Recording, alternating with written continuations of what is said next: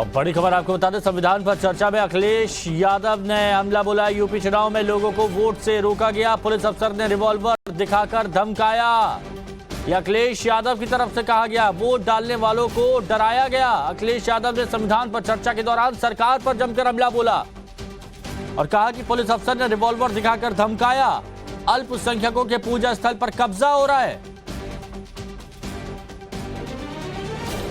उच्च सिद्धांतों के अनुसार चलाया जाए। डॉक्टर अंबेडकर ने कहा था, मैंने तो संविधान निर्माण का दायित्व बहिष्कृत वंचित वर्गों को अधिकार दिलाने के लिया है। ये वही संविधान है जो समय समय पर हमारा रक्षा कवच बनता है। अध्यक्ष महोदय, ये संविधान हमारी ढाल है, संविधान हमारी सुरक्षा है, संविधान हमें समय समय पर शक्ति देता है। संविधान ही देश की 90% शोषित, उपेक्षित, पीड़ित, वंचित जनता के अधिकारों का सच्चा संरक्षक है। ये संविधान ही हमारा बड़ा मददगार है।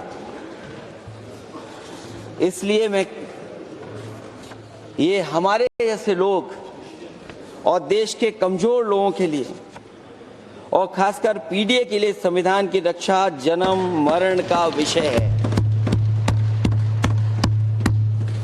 संविधान ही लोकतंत्र की प्राणवायु है और जहां बाबा साहब भीमराव अम्बेडकर जी ने इतना शानदार अच्छा संविधान दिया,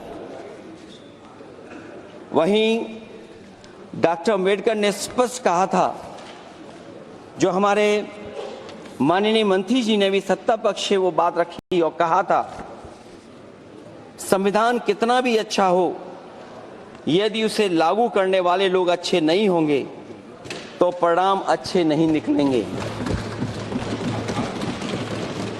इसलिए अध्यक्ष महोदय, इस संविधान पर लगभग 75 वर्ष में के बाद भारत की संसद में फिर चर्चा हो रही है। मैं कई महत्वपूर्ण बिंदुओं पर अपनी बात को रखना चाहूंगा। अध्यक्ष महोदय, हमारे संविधान की प्रस्तावना संविधान का निचोड़ है। सरकार के उद्देश्यों और लक्ष्यों को स्पष्ट उल्लेख है प्रस्तावना में। मैं प्रारंभ करता हूं संपूर्ण प्रभुत्व संपन्न समाजवादी धर्मप्रिय लोकतांत्रिक गणराज्य से। आज अध्यक्ष जी, सीमाओं की रक्षा करना संप्रभु का प्रथम कर्तव्य है। और अध्यक्ष महोदय, जिस देश की सीमाओं की सुरक्षा में जहां पर समय समय पर सेंध लगती हो, और हमारे माननीय मंत्री जी बेहतर जानते होंगे कि कई जगह पर हमारी सीमाएं सिकुड़ रही हैं। हमारे संसदीय मंत्री राज्य अरुणाचल प्रदेश में चीन के बिल्कुल बगल में रहते हैं। अध्यक्ष महोदय, ये जानते होंगे कि हमारे पड़ोस में कितने गांव बस गए हैं, न जाने कितना वहां पर गांव की तरह घर बसा दिए गए हैं। लद्दाख की तरफ अभी दोनों देशों की सेनाएं पीछे हटी हैं। हम अपनी सीमा में ही पीछे हटे हैं और चीन जो हमारी सीमा में अंदर आ गई थी, वो हमारी सीमाओं से ही आंशिक रूप से पीछे हटी है। और अध्यक्ष महोदय, उस सीमा के पास एक रिजांगला मेमोरियल बना था। हमारे सरकार के लोग ये जानते होंगे कि जिस समय ये बात उठी लद्दाख को लेकर के, उस रिजांगला के मेमोरियल को तोड़ दिया गया। आज वो रिजांगला मेमोरियल वहां नहीं है। और उस लड़ाई के लिए अध्यक्ष महोदय, हमारी फौज के लिए कहा गया था कि हमारी वो बहादुर फौज है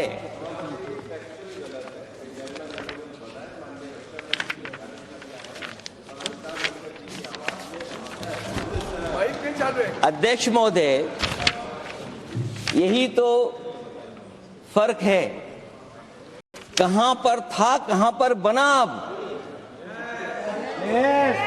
और अध्यक्ष महोदय, मैं सरकार को बताना चाहता हूं, अध्यक्ष जी, मंत्री जानते होंगे, मंत्री जी, केवल 12 किलोमीटर सड़क बनी थी और पड़ोसी देश ने क्या क्या नहीं कहा गया।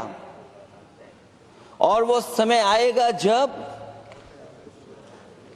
हमें मानसरोवर और कैलाश पर्वत पे जाने के लिए भी वो देश हमें रोकने लगेगा।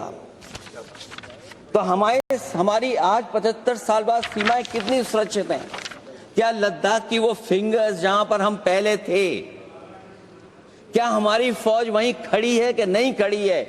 अगर आप रिजांगला मेमोरियल जानते होंगे तो लद्दाख की वो सीमाएं जो हमारे देश के अंदर थी, क्या हमारी सीमा वहां तक है कि नहीं है? आज नहीं है। ये देश समाजवादी गणराज्य बने। समाजवाद का सरल शब्दों में अर्थ है कि समता और संपन्नता हो, लेकिन देश में अध्यक्ष महोदय 2014 के बाद विषमता जिस तेजी के साथ बढ़ी है उसकी कल्पना भी नहीं की जा सकती है। 140 करोड़ में से 82 करोड़ सरकारी अन्न पर जिंदा हैं। अध्यक्ष महोदय, जो देश को ये कहते हो कि हम दुनिया की सबसे तेज रफ्तार पे चलने वाली अर्थव्यवस्था बनने जा रहे हैं, 3 पर पहुंच गए और ऊपर जाएंगे। मैं सरकार से कहना चाहता हूं कि जब 82 करोड़ सरकारी अन्न पर जिंदा हैं और दूसरी तरफ देश की संपूर्ण संपत्ति के 2/3 हिस्से पर कुछ परिवारों का कब्जा है, अगर सरकार में ये बहादुरी और हिम्मत है तो इस 60% गरीबी के रेखा से नीचे रहने वाले लोगों की पर कैपिटा इनकम क्या है? अगर आपकी अर्थव्यवस्था ऊंचाई पर जा रही है तो हमारे जो गरीब लोग हैं,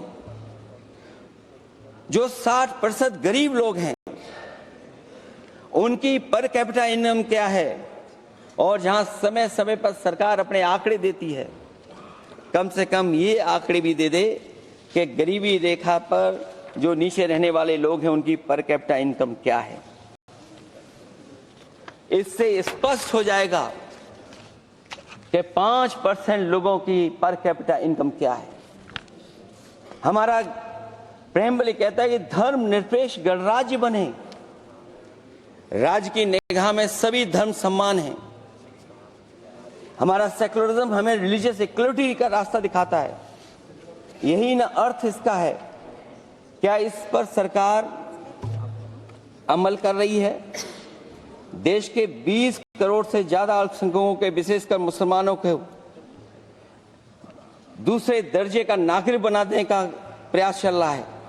उन पर हो रहे अत्याचार प्रतिदिन बढ़ते जा रहे हैं। उनकी संपत्ति को लूटा जा रहा है, हत्याएं की जा रही हैं, घर तोड़े जा रहे हैं, उनके पूजा स्थलों पर कब्जा प्रशासन की मदद से किए जा रहे हैं।